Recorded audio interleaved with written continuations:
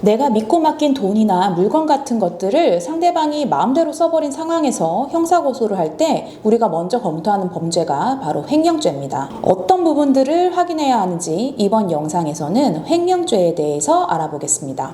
횡령죄는 타인의 재물을 보관하는 사람이 그 재물을 횡령하거나 반환을 거부하는 경우에 성립이 가능한 범죄입니다. 여기에서 보관은 위탁관계에 의해서 재물을 점유하는 것을 뜻한다고 해서 횡령죄가 성립하기 위해서는 재물의 보관자와 재물의 소유자 사이에 위탁관계가 있어야 한다고 보고 있는데, 이 위탁관계라는 게 반드시 계약관계가 있어야 하는 건 아닙니다. 그래서 위임계약이라든지 사용대차계약이라든지 이런 명시적인 계약이 없어도 신의 측에 따라서도 위탁관계가 인정될 수가 있습니다.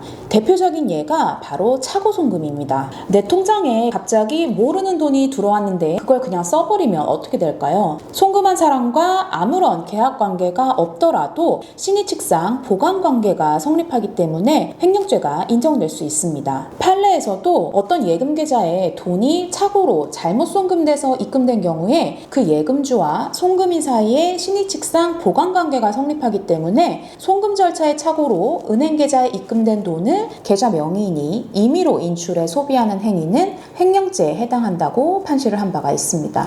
다음으로 횡령 행위라는 건 불법 영득 의사를 실현하는 행위를 말하는 건데, 이 불법 영득 의사가 외부에 인식될 수 있는 객관적 행위가 있으면 횡령죄가 성립을 합니다. 여기서 불법 영득 의사라는 건 보관하는 타인의 재물을 위탁의 취지에 반해서 자기나 제3자의 이익을 위해서 권한도 없는데 자기 소유인 것처럼 처분하는 의사를 말합니다. 예를 들면 소비하거나 은닉하거나 점유를 부인하거나 매매를 하거나 이런 행위들을 들 수 있고요. 불법 영득 의사로 반환을 거부하는 경우 역시 횡령죄가 성립할 수 있습니다. 중요한 건 일단 불법 영득 의사로 횡령을 한 이상 이후에 그 재물을 반환하거나 변상하거나 보전하였는지는 범죄 성립에 상관이 없다는 겁니다. 쉽게 말해서 나중에 돈을 다시 채워 넣었다고 해서 영향을 미치지 않습니다.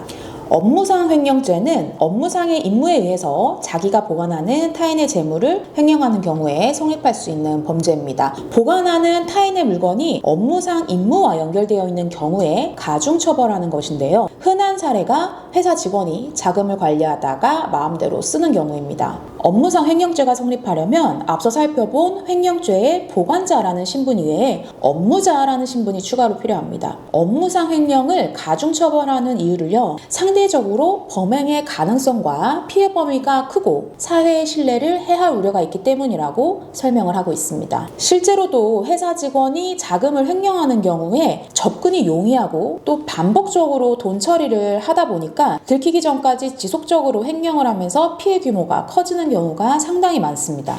횡령 이득액이 큰 경우에도 특정 경제범죄, 가중처벌 등에 관한 법률, 보통 줄여서 특경법이라고 하는데, 이 특경법이 적용돼서 더 무겁게 처벌받을 수가 있습니다. 이건 횡령한 재물의 가액을 기준으로 가중처벌하는 것이고, 이득액이 5억 원 이상 또는 50억 원 이상인지 여부가 단지 양형 요소가 아니라 특경법 위반죄에 있어서 범죄 구성 요건이 되기 때문에 이 이득액을 엄격하고 신중하게 산정해야 한다는 입장을 취하고 있습니다.